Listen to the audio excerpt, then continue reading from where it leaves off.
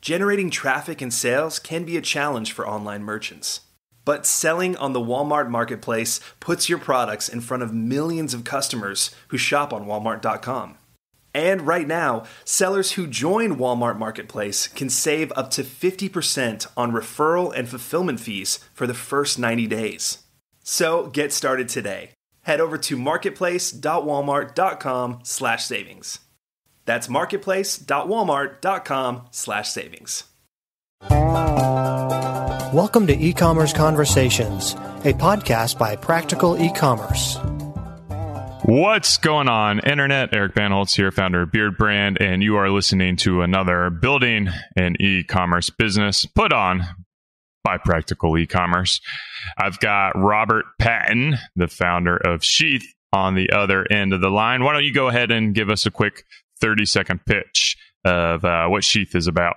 Thank you, Eric. My name is Robert Patton, as he said, CEO of Sheath Underwear. We have been in business since 2010. Sheath Underwear is an underwear brand that is significantly different from most underwear because it has a pouch on the inside of the underwear for your boys to keep them off your inner thighs, thus eliminating any sticky situations. I came up with the idea in Iraq in 2008, and since 2013, we've been really growing at a great pace. That we've been doubling annually since 2013. So we've been having a lot of success. And that's why I'm here talking to you. Cool. Well, I think what's interesting about that, I kind of want to hit on two little parts of this, the 2008 to 2013, and then what changed in 2013 to kind of accelerate the business. But we talked about this. We met in person at a conference a few weeks ago and learned a lot about his business and really unique. A couple of things. Are you bootstrapped or are you guys a VC-backed company? Bootstrapped, but we did use Kickstarter, and that's kind of where the 2013 part comes into play. We did an initial launch in 2010, so I had the idea in 2008. We did an initial launch in 2010. That went sideways. It did not go well. And it really set us back quite a ways because I had spent all my savings on the initial production, and it was foobarred, I say. I could not sell them, and it set us back 3 years. But during that 3 years, I got out of the Army, I got a divorce, and also went and decided to work for a tailor who trained me more and specialized in helping me make the prototype better than the initial production we had run in 2010. So during that 3-year period, I really focused heavily on making the product the best that it could be, and also trying to figure out how I was going to come up with the money to produce it. And as luck would have it, Kickstarter became a website, and we became familiar with it and decided to give that a go in 2013. Funny part of that story is, though, I did have half the down payment of the production. So I put in $5,000 towards this second production with the hopes that we would have a successful Kickstarter. And if we didn't, I was going to have to figure something out. But fortunately, we did have a successful Kickstarter, which funded the second half of the down, not the down payment, but the payment purchase due. Order. Yep. Yeah. So that was an interesting situation because, I put my back against the wall. I was like, we'll figure it out one way or another. So I was going to sell my car or something if the Kickstarter wasn't successful. Right. So let's talk about those early days as you're working on the first prototype. Was this a side project for you that you got started, or were you currently employed at other places, or were you doing this full time as well, trying to get it off the ground? I mean, initially I was still in the Army, but right when I got back from Iraq, after having the idea, I bought a sewing machine and started prototyping immediately. So I was in the Army full time, prototyping, making them for my friends, getting feedback, and everyone that I talked to was intrigued. No one ever said, that's a stupid idea. Literally no one ever said that. And many people were very encouraging to turn it into a business. but I was in the Army. I was doing well. I was going to do 20 years, but I had already been on 2 deployments and was scheduled to go back for a 3rd deployment. And the option kind of came about where could either get out or go back. And they were sending people back to back to back. I had 2 deployments in less than 4 years, and I didn't see that pace slowing down. So I had a family. I was like, I don't want to spend the next 20 years or half of it in Iraq. And I had this idea. So I took the chance and decided to get out and use my GI Bill for college to kind of help pay for college. And they pay you to go to college when you have the GI Bill from the Army. So I was kind of using those funds to just live while I was working at that tailor I was talking about. And it, helped me get by during from 2011 to 2013. Yeah, so you pretty much weren't selling any units at that time period, or if you were, it was just kind of like your own friends and family prototypes that you created on your own? Well, actually, that first run in 2010, I still had all of those pairs. And when I was working at the tailor, I was reconstructing all of those. So we did use those. We reconstructed them and resold them for very reduced pricing, getting more and more feedback. Essentially, the pouch was too high on that first production. So when people would put them on, they would not be very comfortable. So I cut the pouch, resewed it in, and it was, in the proper place. So that it kept us going. Yeah. We kind of talked about that at the conference. Like I kind of lean toward this MVP route, like make something, get it out there, test it, get the feedback based on sales, and then make modifications to it. Whereas I think your lesson you learned from this with having a product that wasn't meeting customers' expectations out of the gate was it almost put the business out of business. Is that right? Absolutely. But that's where the attitude of never quitting comes into play. And I had already tattooed the brand on my back, and you have to stick with it then.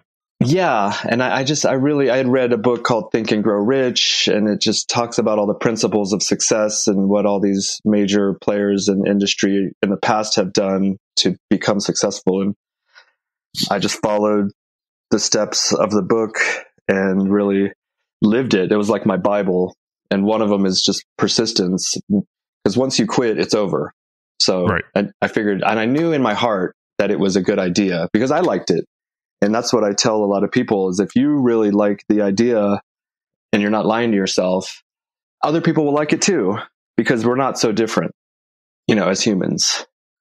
Yeah. I mean, a lot of us run into the same issues. I think yours was a lot of experience from being, you said, deployed in Afghanistan, right? It was Iraq. And it's, as everyone knows, it's very hot. And when it's very hot for men, things can get uncomfortable downstairs, and we're always readjusting. And in my situation, in that moment when I had the epiphany, was I had all my gear on, so I couldn't readjust. And then I was like, if I had a pouch on the inside of my underwear, I wouldn't have to readjust. So, and I know, and everyone knows, because guys are always grabbing themselves and readjusting, that it's a problem. And I had a solution, but it took some tweaking to get it right. Well, I think that's kind of interesting. In literally life or death situations, you don't want to be distracted by any means. And you need your full concentration on the task at hand, and you can't be having an itch or just an irritation. You look down for a second, and then you get a bullet to the dome, or maybe. Yeah. So you're kind of hustling. It's a side project. You're losing money. You've got a product that's not hitting with your customers. Like you're on the. I would imagine it's putting a strain on your marriage, like you said. Yeah. And what was the strategy to go to Kickstarter? Why did you do that versus selling Amazon or any other strategy back then? I mean, I didn't have the money at the time, and like you said, we were kind of very bootstrapped. I had a team that was very willing to participate and work for free. And they did so for quite a few years, actually. And now they're all getting paid pretty well because of all of that hard work for no pay at the beginning, including, I didn't pay myself for years. And semi-funny story, I was in Austin on December 31st, 2012, watching a Joe Rogan comedy special. And on the way back from the show, I got rear-ended by a taxi, and it was from the insurance check that I got from the getting rear-ended that I used that $5,000 to put the down payment on the first production. But like I said earlier, we were banking on the fact that this Kickstarter would help raise the remainder of the funds. And what were your goals for the Kickstarter? How much were you looking to raise? And just the bare minimum, just enough to get the production paid for, which I think we went for $8,000 and we ended up getting $13,000. And for a bunch of people with no experience, I think we did pretty well. It was successful. So yeah. So you went ahead with that first order. I assume one of the keys of Kickstarter, and I've never done a successful Kickstarter, is when you're placing that first order, it's not just about fulfilling those orders, but also building inventory for future orders. Is that correct? Exactly. So that's what's cool about Kickstarters. We use all of the backers' money to buy in bulk, and then when we fulfill all those orders, we still had probably another couple thousand pairs to sell and profit so that we could reorder.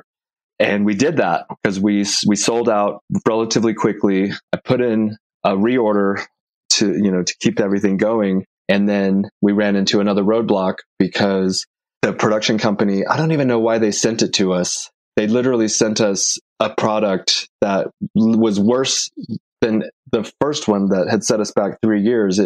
The pouches were like way too low. Sometimes some of them were sideways. There was threads hanging out all over the place. And that I literally could not sell at all and couldn't even fix. So what do you do in that situation? So I just spent all the profit that we made, and now we have a bunch of underwear that we can't sell. But with that never quit attitude, I didn't even really hesitate. I was like, we're going to do another Kickstarter. We're going to do another Kickstarter. And fortunately, during the interim, another manufacturing company had reached out to us. And this is where I think kind of like God or the universe comes into play, where if you don't quit, the universe will kind of bend to your will and help you be, in your success. Because this manufacturer reached out to us. They only made underwear. They specialized in men's underwear. And I had sent them a sample. They sent me back a better sample. Like, they improved it for us. And that's when we got that messed up production from the other manufacturing company. And that's like a lesson for anyone listening. When you're looking for manufacturing in China, some companies will make whatever you ask them to make. You want to find a company that specializes in what you're producing. So this new manufacturer, they're also in China? Yes, they were also in China, but we're still with them to this day. I mean, it's been 6 years plus. We've bought hundreds of thousands of pairs, or maybe somewhere between 100 and 200,000 pairs up to this point, with very low defect rate. It's like less than 1% of, it's like super minimal. We rarely get returns, but it happens. Yeah, I've never had good luck, kind of going in blind sourcing from China. It always seems like you need a connection or a referral or someone on the inside who knows how they're doing it. Because there's a lot of deceit and misleading information where maybe they're a broker and they'll get samples from one company and then they'll get the production somewhere else that's cheaper, and then all of a sudden your quality drops. I mean, have you guys implemented any kind of QC stuff in China to make sure that when your stuff comes in, or is it just, building a strong relationship with that one manufacturer and kind of working with that trust? We do have a trust relationship with them. They do have QC companies that'll come in and check the quality. We're fortunate that this company just does really good work, and we've never had to. We had one issue one time with a red pair that something was wrong with the fabric, and they gave us a refund, which to me wasn't really good enough because we had already been sending these pairs out to our customers, and our reputation is our livelihood, but we've only had that happen once in 6 years, and it was like 2,000 pairs. And we would just refund our customers and send them, double whatever they ordered. We try to really go above and beyond when it comes to our customer service. If there's an issue, we don't just try to fix it. We try to make them happy that the issue happened because they get more out of their initial purchase.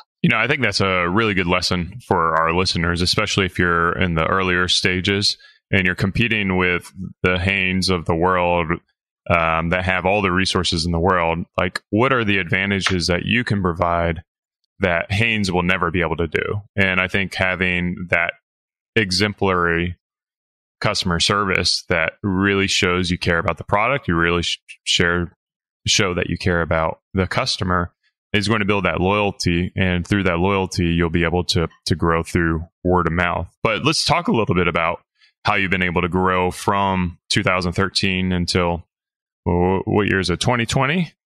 Yeah. Well, we ended up doing that second Kickstarter. It was successful, and we've doubled every year, except last year, we grew by 30%. And I'll tell you why, because there's always going to be challenges, and we finally in 2018 moved from our house to a warehouse, a fulfillment center, actually. We're spending like $20,000 a month with this company, with their services, and they really took advantage of us. It turns out they were overcharging us by $7,000 a month, which at the end of the year is like over $80,000. So we kind of got robbed, if you will, because we were in a contract with them and we were at their mercy. And so with that, losing that essentially $80,000+ it really inhibited our growth for the year. But it didn't stop us. It just, we weren't able to grow like we normally would have, because I spend a lot of money on advertising and influencers. And then, just coming out with new designs, that was always a big stimulator for our sales. And so we didn't grow as much as we would have otherwise. Yeah. So you made that switch. Are you still working with them, or were you able to renegotiate your contract? Funnily enough, I'm complaining the whole year and they don't really do anything about it. Our contract is up. We find a new company. We're with a new company called Easy Post. But obviously, as we're leaving, they get their whole board of directors. And they're like, what can we do to keep you? What can we do to make you stay? We can renegotiate the prices. And I was just like, why didn't you do this 3 months ago or way well before when I was complaining? Now that we're leaving, you want to, do everything you can, but now it's too late. So we left. Yeah. They're kind of burning those bridges. And to me, in building a business, so much of it is building a relationship. Partnership. I personally hate long-term contracts. I feel like it's a sign of insecurity and a sign that the company you're about to work with doesn't have their act together. Not in all cases. Like I know there's always going to be exceptions to the rule, but generally speaking, like that's a big red flag for me as a company that's pushing a 6-month contract or a 12-month contract out of the gate with no kind of like run rate for testing it. Like a trial period of 30 days. We had no idea. I knew within a month. I was like, we're going to go out of business at this rate. I was literally like freaking out, and somehow we were able to stay afloat. But in this company, Easy Post, when they did an analysis, they said they could save us $7,000 a month. And they are, we've been with them since October. Our bank account is, going in the right direction again. I feel like we could very well double again this year as we had in the past. We ended up doing 1.3 million last year, even with all of those, challenges, but we had done 960,000 the year before. But so we're hoping to do 2.6 this year. Yeah, that's pretty insane growth. It feels like you've probably worked out a lot of the kinks of the business that's allowing you to hit these growth numbers. I find that as you grow a business, you kind of hit these plateaus. Where do you feel like your next plateau is going to be? Well, we're kind of in the middle of, we're still going to grow, but we're really focusing on the infrastructure, making sure all of our processes are streamlined and seamless so that when we hit, so that we can get to 10 million and then reassess again, make sure that our foundation is strong so that we can go to that next, 20 million or 100 million. And, typically you don't see this type of growth in product-based companies. I mean, you see it more on like internet companies where there's no real product, right? That they're selling, like physical product. And I know you have a company, and I think you probably skyrocketed pretty fast, but that's not typical. Yeah. I feel like our story was a little different than most, in that our growth was really early on, and then our struggles was how to build a team and how to really empower them to be successful in their roles. So how do you feel like as your team has grown, or has it grown? And if so, like, how are you making sure that your team is empowered to be successful? Being in the Army, I was trained to be a leader. I went to a leadership training course, and they teach you to lead from the front. And I'm a servant to my employees. I give them what they need so that they can do their job. I'm not barking orders from my office and not doing any work. Anything I ask them to do, I've at least already done it before, or willing to do, and they see that example. And we've never had an employee quit.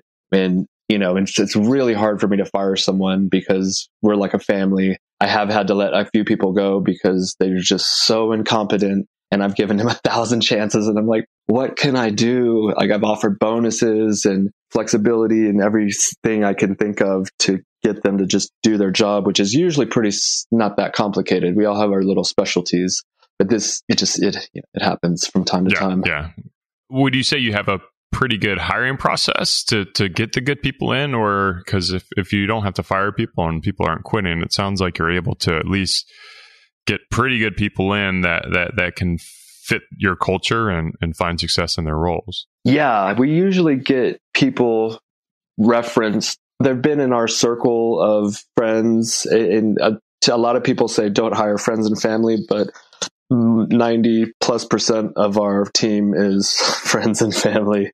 So that's why they don't want to quit, because it's just like a fun culture. We go on trips and together, and we work together. And I think it's a relatively unique business model, because typically that's frowned upon, because, people, if you're family, you might take advantage of the boss because he's your brother or whatever. But my brother is actually one of my partners, and, we work well together. I think we maybe just have a unique situation, and maybe because I'm not so big headed or whatever, that I don't treat them like I'm above them. I'm below them, even, if you will, because I need them to do my job. I couldn't do it without them, and I treat them as such. And I'm very grateful. Yeah. I want to do a little segue into your marketing strategy. We talked about this at the conference, but influencer marketing seems to have been a really good strategy for you. What are some of the lessons that you've learned? Tell us about who you're working with and how you're able to find success with that very, very challenging marketing channel. Well, I just follow my heart a lot of times, and maybe that's not the best move for everyone, but I tend to lean towards things I'm interested in, like comedy and fighting.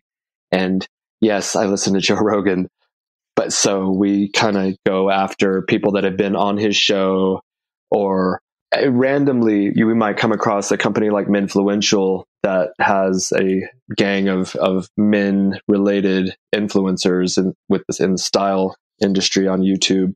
That's kind of separate from our typical strategy, which is we target UFC fighters or MMA fighters and podcasts. And it's just because I like that stuff. And again, if you like something, there's other people that are going to like it also.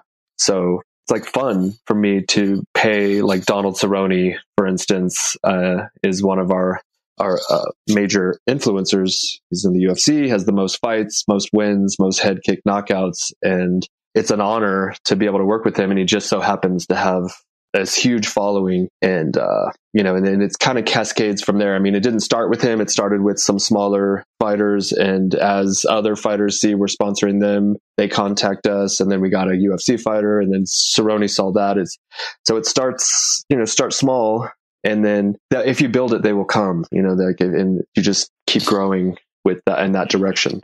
You know what I think is really interesting about that is by really having that focus niche, you start to be kind of like the go-to brand for the people who are passionate about the sport or passionate following it. So they'll see that, multiple influencers are using the same product, and it almost feels like you're taking over the entire industry. And because they're so passionate about it, they don't see that you're not sponsoring, football or golf or whatever else channel that you could be going after. Yeah. And we've kind of tried, we've dabbled in NFL. I think we may actually end up getting into golf because typically someone that plays golf has money and our underwear is slightly higher priced than your typical pair, but it's not my passion. So it's kind of like, do I really want to do that? But I think we're going to move into that area a little bit. We're moving into the Major League Baseball because we got a new hire who's not a family or friend. He was a previous customer that was very passionate about it, and he's so ambitious. He really wanted to work with us, and he's interning with us, and he's really passionate about baseball. So we're letting him, contact these various players, and with Instagram is amazing for us because we'll reach out through our Instagram page, and whoever we reach out to checks our Instagram page and says, "Oh my God, they're working with Cerrone." Or Robert Oberst, who is like one of the strongest men in the world. The reason he decided to work with us was because he saw Cerrone, and now people see he's working with us. So again, it like cascades. It gives us credibility that, they must be a great company, I guess. Yeah. How do you price that? How do you, schedule these agreements? Are there stipulations for how frequently they have to post, or do they have to put in their description, or like if I wanted to get into this, how do I even start other than, giving people some product?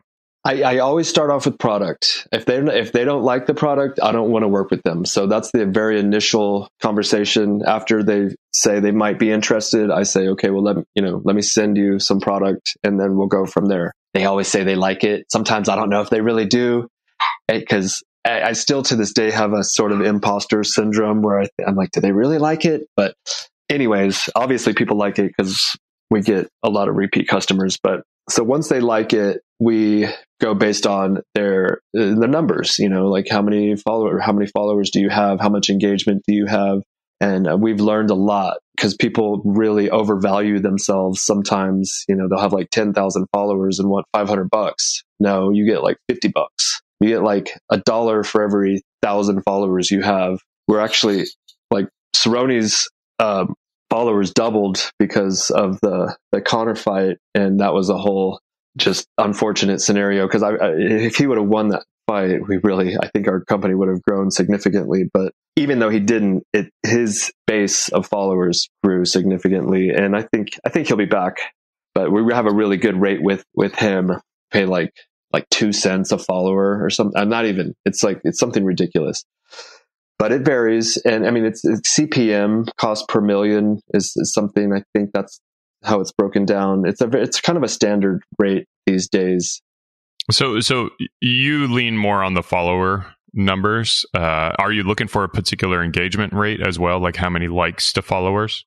It just needs to be significant, like hundreds, ideally, of engagements per post, at least, and you want to see a lot of activity because sometimes you'll find an influencer that has 2 million followers, but they're only getting like less than 100 comments and stuff on their posts, which likely means that they've bought their followers. So you have to be a little bit careful, but you can tell if you've been following them for a while. Okay. But like a good range is 2 cents to 3 cents a follower, or? That's a good rate. I'd say that's a good rate. I know we're going to be doing a deal with Aaron Marino, the Alpha M. Have you ever worked with him? Yep. He's a YouTuber, style consultant. Yeah. Who's not familiar with him. So you've worked with him. Did you have success with that? Yeah, I mean, Aaron's a good friend of mine, and I think we haven't really taken the influencer marketing, like paid influencer marketing strategy, as one of our strategies. We try to do it through organic and PR process. So we view it as like an extension of media where we, gift products and try to work up collabs and things like that. So we have a little bit different take than how you're going about it. Well, we're doing a press release sometime soon. We just signed with this rapper. His name is Riff Raff, aka Jody High Roller. He has 1.4 million followers, and he's quite a character. He has a lot of, followers on YouTube and Instagram and everything, and some pretty good music. You should check him out. But we've never done a collaborative product, and so we're making a design by Riff Raff collab deal. We're going to profit share with him, and that's something new that we're doing. So, like, if I took that formula, 2 cents a follower for Riff Raff, 1.4 million followers would be $28,000, which seems, as a smaller business, like a really risky investment.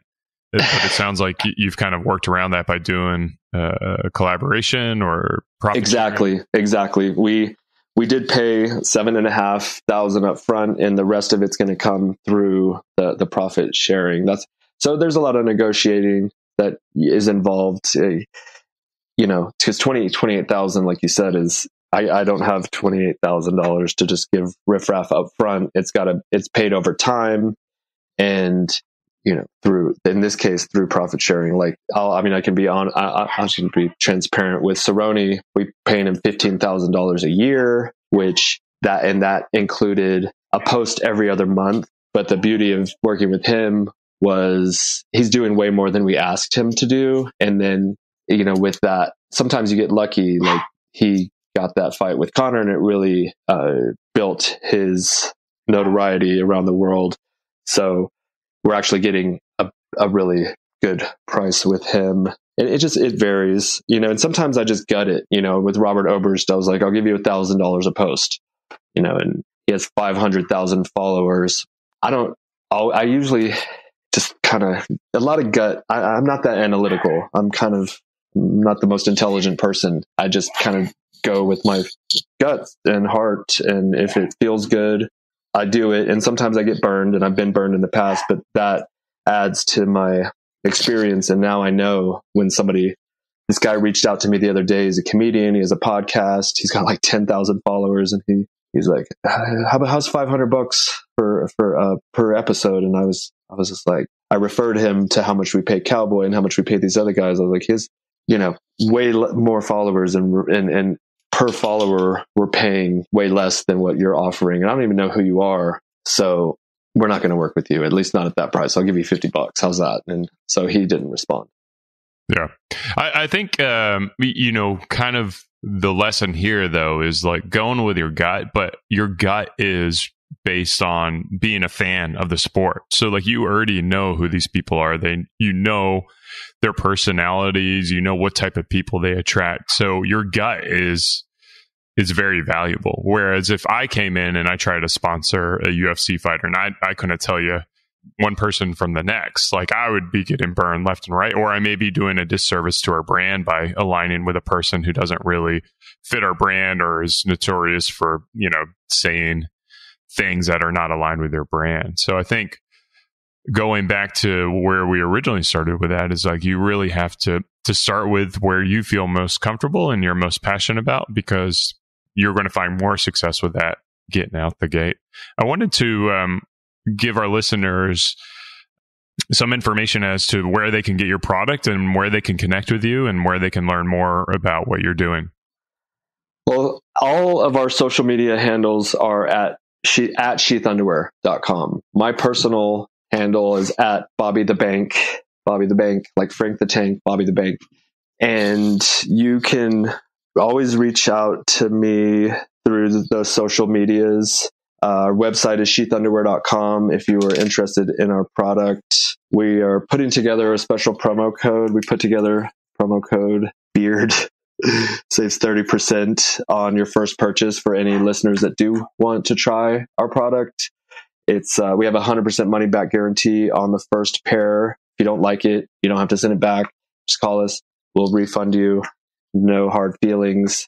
Typically that doesn't happen, which is a nice benefit to offer when nobody takes advantage of it. And if there's ever any issue, like I was saying earlier about customer service, like we will a lot of times just double the order if for some reason like there's a hole in the underwear somewhere or something, and we trust you. I think sometimes people take advantage of that, and that's fine because it's not that many. But we'll obviously send replacements at no charge to you, and we have a partnership with our customer base because that's who they're going to tell their friends, and they're going to tell their friends, and they're going to tell their friends. So I like your model. A lot of companies do no influencer marketing, and I don't know if we would have the same growth rate as we do if we did it that way. I know we would be fine and still be making money, but it's fun for me to be able to pay these guys, and I get to go meet them and hang out with them and then follow them and watch them win or lose, fights. So it's like this guy, Robert Oberst, who is like the strongest man in the world. He's the fourth strongest man, which sucks. I want him to be the strongest man. But anyways, he's the fourth. And he was on the History Channel. He's on Joe Rogan. And I got to hang out with him. And we hung out all day in Vegas. We worked out and did the sauna. And I'd like to, he's my friend. But would he really be my friend if I wasn't paying him? I don't know. Probably not, obviously. But it offers me these interesting situations, which are fun. Yeah, man. I think that's amazing insight as well. Like enjoying the journey and having things in your life that makes a business fun. If you're a business owner, you own it, you get to decide what to do with it, and you get to enjoy the journey as well, because a lot of times there is no destination. Yeah. It is only the journey. Man, this has been awesome podcast. I really appreciate your transparency and opening up and sharing your wealth of knowledge, and excited to watch you continue to grow the business and take it to new levels. This has been another Building an E-commerce Business podcast for Practical E-commerce. Robert Patton of Sheath Underwear, an amazing and friendly and incredible person. Thank you so much for being on the show. As always, thanks for listening. Cheers, and let's keep on growing. Yeah.